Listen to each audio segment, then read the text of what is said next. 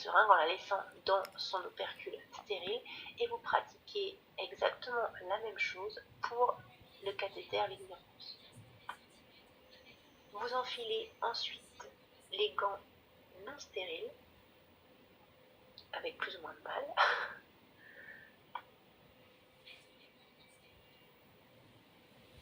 Donc ensuite, vous allez pouvoir voir le sac de recueil des urines qui est scotché à ma table avec du sparadrap parce que je n'avais pas de crochet et ce n'est pas des urines officiellement, c'est donc de l'huile d'olive pour la vidéo. Donc ce qu'il faut faire 15 minutes avant le soin ou 20 minutes, c'est d'assurer un clan entre, vous voyez, le petit site de recueil de prélèvement, vous voyez là où le petit bouton marine, et le sac à recueil d'urine. Ça va permettre en fait d'exercer une pression sur la vessie et de cette manière d'avoir un volume plus important et plus facilement, parce que si vous faites ça, il faut compter sur la gravité et malheureusement c'est pas suffisant. Donc je voulais pas montrer à la fin de la vidéo, c'est un oubli, mais il faut bien retirer le clan après le soin, sinon vous allez assurer une pression sur la vessie, les urines vont plus s'écouler et ça peut être dramatique. Donc il faut bien retirer le sparadrap à la fin du soin. Donc ensuite vous allez pouvoir procéder à la désinfection du bouton de prélèvement. Donc avec les 4 coins de la compresse, vous faites un tampon, la compresse a été auparavant imbibée d'alcool, et ensuite vous allez poser un sparadrap sur la sonde pour éviter d'avoir à la manipuler avec les gants, et ensuite vous faites tout simplement une désinfection du site. C'est vraiment, comment dire, c'est pas pour le rendre stérile ou quoi que ce soit, de toute manière c'est un prélèvement sale, mais c'est pour bien nettoyer, pour éviter qu'il y ait des germes qui sont là opportunistes, qui se glissent dans le prélèvement que vous allez faire ensuite. Vous jetez les compresses ensuite dans le sac poubelle.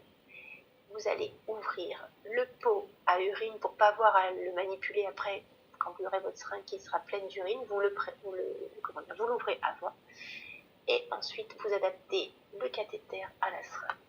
Vous piquez de manière perpendiculaire dans le site de prélèvement, c'est une petite mousse, vous allez voir, et donc en aspirant, vous allez avoir les urines qui vont venir dans votre seringue. Donc vous avez tout fait de manière stérile, le prélèvement est vraiment stérile, donc c'est la meilleure manière pour avoir le CBU. Si vous prenez les urines directement dans le sac à recueil, ça va être faussé. Vous enlevez l'aiguille, vous videz les urines dans le pot en le maintenant stérile, vous ne mettez pas la seringue dedans et tout, il faut vraiment que ça reste stérile, sinon tout va être faussé.